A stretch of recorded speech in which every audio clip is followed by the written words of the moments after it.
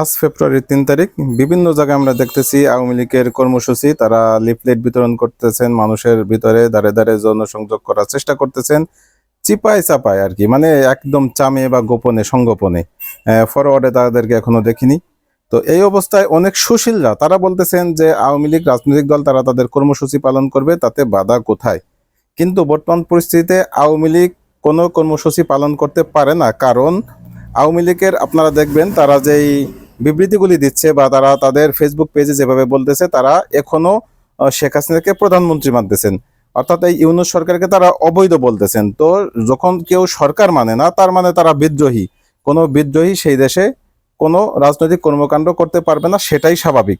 অতএব তাদের যেই বর্তমান পরিস্থিতি, তাদের যে চিন্তা ভাবনা এবং তাদের যে পিছনে তারা এতগুলি খুন খারাপি করেছে, গণহত্যা করেছে, তার জন্য একটুও তাদের লজ্জাবোধ নেই, দায়বদ্ধতা নেই। বরং তারা ইউনূস সরকারকে অবৈধ বলতেছে, তাদের খুনি হাসিনাকেই তারা এখনো বৈধ সরকার বলতেছে, বৈধ প্রধানমন্ত্রী বলতেছে।